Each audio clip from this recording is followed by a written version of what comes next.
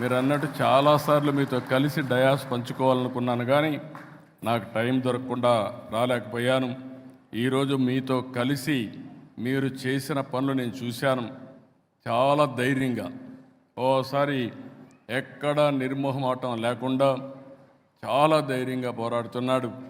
అమరావతి పైన కూడా ఒక సినిమా తీసిన ఏకైక వ్యక్తి కంఠమనేని.